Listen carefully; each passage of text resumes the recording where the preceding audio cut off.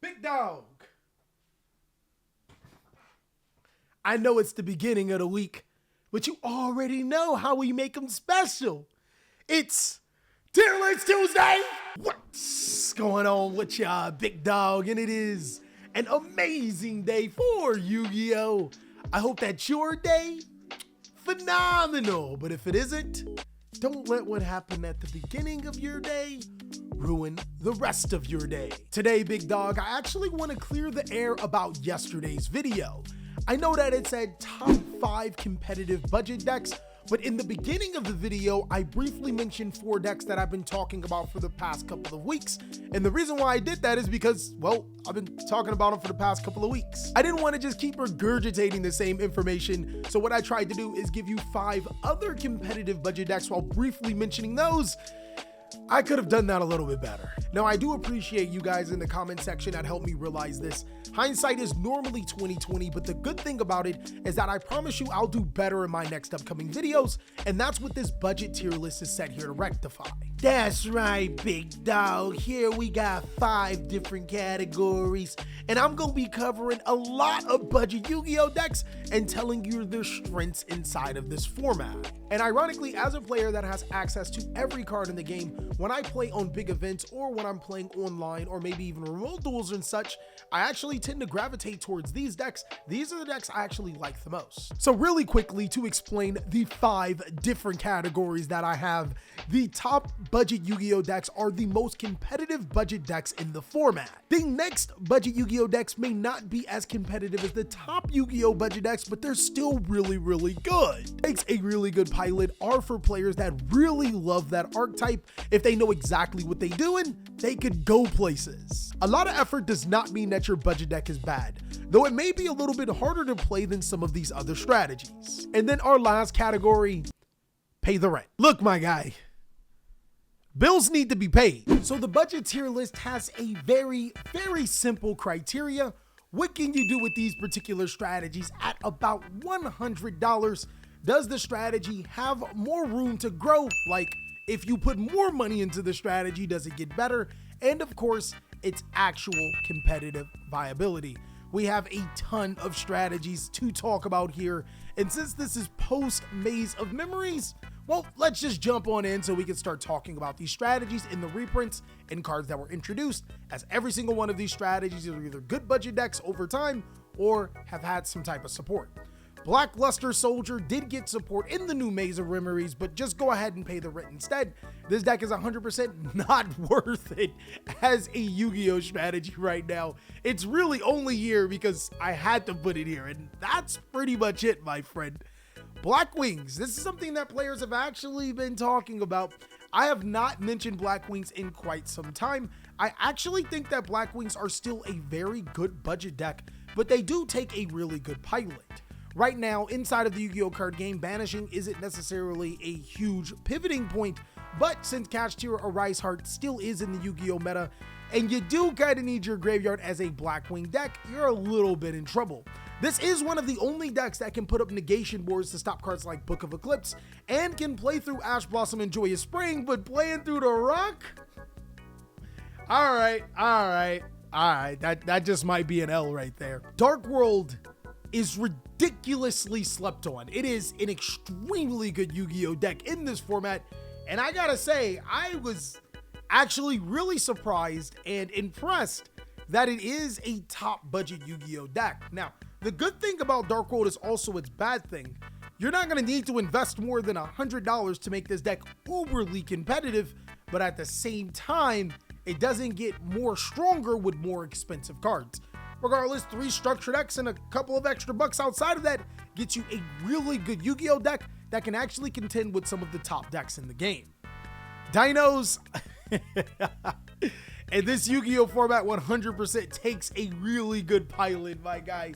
Players are excited about the new Dino support that's coming out, and that will change the deck and make it better, but currently right now, Misk is still at 1. And you guys have read Misk, right? Right? Y'all niggas ain't reading this. Ain't that a shame? Dinomorphia, 100% a lot of effort. This is not a bad Yu-Gi-Oh deck by any means, But the difference between this deck and decks like Labyrinth and Trap Tricks is that they have natural ways to prevent your spell and trap cards from being destroyed. I do think that it's worth it to invest into it as a $50 maybe fun deck on the side. It'll be cool for that. But actual competitive sense, woo, you asking yourself for a lot for Dinomorphia, my friends. Dogmatica. Oh. It's like every single tier list, I gotta eat crow somewhere. I originally had Dogmatica at Pay the Rent. This deck was completely terrible, but I've been seeing Dogmatica play really well. There's White Knight of Dogmatica, I believe. I think his name is White Knight because he be saving all the hoes. Zoa is pretty bad. I'm gonna say that this deck actually takes a really good pilot. Being able to dismantle your opponent's extra deck is really, really cool, especially if you do it as methodical as the Dogmatica deck, and all the rest of the cards, well, they're just gonna be board breakers or really important hand traps, which means that this deck can get better the more moolah you get. Dragoonity has the potential, in my opinion, to be the best dragon deck, which is at the lowest a next budget Yu-Gi-Oh deck, and I think I'm gonna make a bold take and put Dragoonity there. The reason why I like Dragoonity so much is because now, because of Maze of Memories, it can summon Baron de Fleur. All it has to do is synchro summon into Stardust Acel. It also has access to the Satellite Warrior. Is that the one? The level 10 guy? Holy shit, guys, that card, it can destroy like 4 cards on the field and then summon monsters back. It's good. It's extremely good.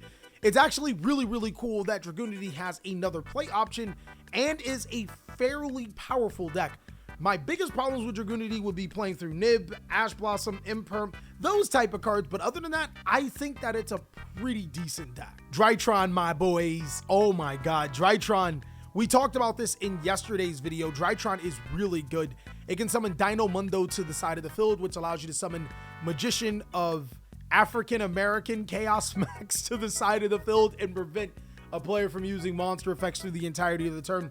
But what I really like about Drytron the best is that it can search Artifact Lancia, which is starting to grow in popularity, and it can still summon Vanity's Ruler, which, I mean, at the end of the day, some of the best decks in Yu-Gi-Oh! Need to special summon, and this completely turns that off inside of a format where cards like Dark Ruler No More really don't exist as much. Evil Eye is a very cheap Yu-Gi-Oh! Deck that does get better with time. I think that this deck is just a next budget deck. We already know Link monsters have an advantage because they can't be flipped face down. We also know that this deck does get better when you incorporate cards like Kashtira Finra for an extra body and disruption, and some really expensive cards like Triple Tactics Talent and Triple Tactics Thrust. This could easily be a really good project, though I don't see it as a top budget Yu-Gi-Oh deck. It can be a solid contributor at a local and regional level. I mean, overall, this deck's pretty good. I used to have nightmares of Fluundereese, then Wind Barrier statue got banned, and now Fluundereese players are playing Fossil Dyna Pachycephalo. So it's a next budget deck that I still have nightmares of. Make it go away!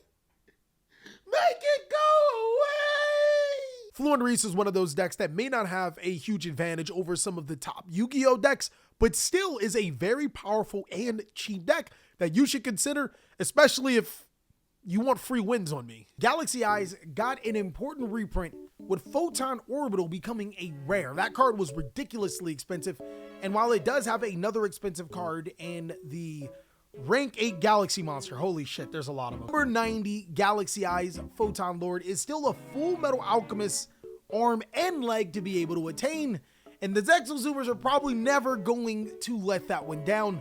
Overall, I think that this deck is a lot of effort. I was hyping the fuck out of it, and then I realized that you're missing a card. I genuinely thought that the card was coming out in Magnificent Mavis or Maze of Memories, but unfortunately that was just a Photon Orbital reprint. Gate Guardian! Kasajin, Sangha, Suijin should probably help you pay the rent. Bro, I thought that this deck was really bad. Then I seen some combos with this deck and I thought it was really good. Now, after playing it, I know it's really bad. Fortunately enough, generators have some redeeming qualities. I was actually under the assumption that Book of Eclipse would remove the tokens when you activate it, and that's why I thought that generators weren't good. Now that I am corrected and know the correct information, generators, not bad. Infernities had something really good. The OCG name was Return of the Reaper. The TCG name is That Creepy Little Punk. Like, where do they get these name changes from sometimes? But overall, Infernity is a deck that has huge special summons, and you should special summon yourself some more rent money instead of playing this deck. Don't get me wrong, the spell card, phenomenal. The deck, pretty damn good. The actual playing against other deck part, that's not really that good. Now, both Marine Cess and Mathmech are considered some of the best decks in Yu-Gi-Oh right now, so it's only fair that they would be top budget Yu-Gi-Oh decks. The really good thing about Cyber Strategies right now is that in 1 or 2 cards, it can do its entire full combo, meaning that you can play as many disruptive cards that you want to be able to stop your opponent. Marine Cess is really good at being able to clear boards through World Sea Dragon Zealantis and can search a hand trap in Marine Cess Wave. Mathmech is actually really good at removing cards on your opponent's turn through Super Fractorial into a Mathmech Laplacian, while also having a wide access to all of the Cyber's extra deck cards like Access Code Talker to be able to easily go for game. Now, I was really curious to why Konami kept giving us Mech Knight reprints. We got some in Structure Deck Trap Tricks, and then we got some in Maze of Memories. I think that we are going to either get Mathmech support or Mathmech may be used inside of a competitive deck very soon, but until then, I'm going to say you're going to have to be a Mathmech god to be able to play this deck effectively. The problem with Mathmech currently right now would just simply be power creep. While the Mathmech cards aren't necessarily bad, they're a little bit restrictive to be able to play against the high-end decks, and they don't have that really busted Yu-Gi-Oh card to make it one of the better decks that would be on a budget. In case you didn't know, Stardust Excel Synchron can actually be summoned through Melfi. This deck, though, 100% a lot of effort. Same reason why I think Mathmechs aren't as good. A lot of power creep has happened between us finding out this combo or us realizing how powerful these decks are and actual gameplay that will be coming up from magnificent Maze of Memories. Now, there is a little bit of controversy by some players when I mention Naturia, because oftentimes I mention Naturia Runic, and some players feel that that isn't a budget Yu-Gi-Oh deck. I will admit though, Naturia by itself is really good, and even some of the other variants of Naturia Vernal Sylph are extremely good. Runic Naturia has been statistically the most successful variant. In this particular tier list, that does quantify it as a top budget deck, as it is a deck that you can start off from the very bottom of the budget and build up. But allow me to explain how Naturia really isn't that much more expensive than some of the other decks that we're seeing here. Let's take, for example, some of the go-to cheapest decks in Yu-Gi-Oh right now. The Dark World and Trap Trick Structure Deck may seem extremely cheap at first, and they are pretty good with the 3 structure decks. But as you build and grow that particular deck, you're gonna spend about $120 to $150 to have the complete deck. On the flip side, Naturia may seem top heavy, but 3 copies of Runic Tip, 2 copies of Runic Fountain, and 2 copies of Runic Hugin, that's the only expensive cards that you need. You're gonna spend about $120 to $150. I will admit though, this deck is a little bit more top heavy than some of the other decks, and the price tag on the individual cards may scare you off a little bit, but in the end, this deck is pretty much the same price as some of these other decks here. Ninjas, my boy, is a next budget Yu-Gi-Oh deck. This deck is actually really good in the format. What I like about Ninjas the most is that it is a fairly easy to play deck, but what I don't like about the deck is that no matter how much money you sink into the deck, it doesn't necessarily get better. It caps out as a really good deck, but not one of the most powerful budget decks in the game. Plunder Patrol has a few flaws, one being ending on a Nibiru token. 100% would say it takes a really good pilot, but does get better as you go on with the adventure engine and whatnot. But playing this deck is like playing Yu-Gi-Oh on like 10 right now. It's extremely hard to be able to play. Red Eyes, guys, go ahead and pay to rent instead. It did get support, but let's not talk about it. And Rescue Ace, guys, you already know it is the top. I'm in danger. I have an archetype analysis on Rescue Ace. If you disbelieve me, this deck is challenged. And for a deck named Rescue Ace, you sure do need rescuing. Rika, top budget Yu-Gi-Oh deck, talked about it in my last video. It is amazing right now, especially with the reprints from Maze of Memories. Scareclaw is really interesting because it is technically a budget deck. It's a lot of effort from a budget player's perspective. Hear me out. This deck is amazing. It's really, really good.